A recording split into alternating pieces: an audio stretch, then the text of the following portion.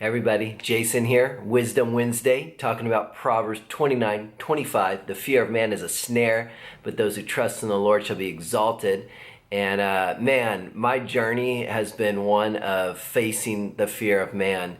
If I'm honest, most of you guys know I'm a pastor, right? So I obviously talk in the front often.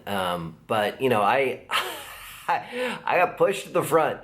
Can't go into the whole story of how that all happened, but over time I felt like I kept getting pushed to the front of different circles, of leading a house of 20 plus people, of pastoring a church, lead pastoring a church, stepping into that role in 2007. And the fear of man has been a huge journey for me. I just got done actually reading 1st and 2nd Samuel. Love those books. But there's a part in 1 Samuel 15 where basically Saul was supposed to wipe out all the Amalekites.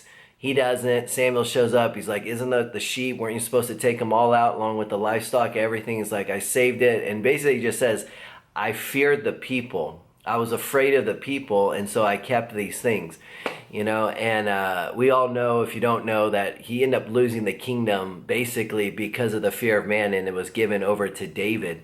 And the fear is a huge deal, and we all have to decide in our life, actually each day, are we going to continue to move forward despite the fear? Or are we going to allow the fear of man to be that snare, to be that trap, to be that thing that hinders us from facing life, from moving forward into difficult conversations, for not compromising our integrity at work or even with the people we live with, due to like, hey, do this, do that. And so many stories come to mind when I think about the fear of man. Everything from this time that I was watching this movie with a bunch of believers, and I felt off. I was like, my conscience isn't right. I need to get out of here. I end up not because of the fear of man. It freaking slimed me.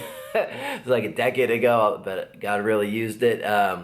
It just taught me like, hey, like you're going to have to go through this life, and you're going to have to decide, Jason, if you're going to just give in to fear, whether it's evangelism, talking to people about Jesus, whether it's with your boss asking you to do something, it would violate your conscience.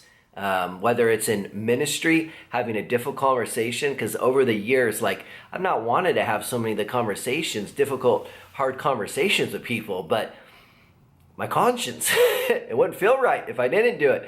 And but what is that thing that hinders me from wanting to? Fear of man. Hate that thing. And so again, for my life, I'm just gonna speak on me right here. It's like, is my reputation, my comfort, my ease more important than what the purposes of God are, or is God's purposes and what He wants to do more important? And and just breaking it down real simple so we don't keep this video too long, the fear of God really is the remedy to the fear of man. And what I mean about the fear of God, it's the all of God, it's the reverence of God, it's the vastness of God, it's the majestic side of God, it's the mysterious, even keeping God as a mystery in some ways, because sometimes we think we figured God out, and you haven't. Things get boring when you just figure somebody out, but it's same with God. Like, you haven't figured God out. We never will completely, but I love just keeping God in a place of awe, of reverent awe, and just saying, wow, God, like you're great, you're big, you're beautiful, you're majestic. I love that David called holiness beautiful. So hey, that's a little simple, little something. Hopefully encourage somebody out there today. But just know, we all deal with the fear of man.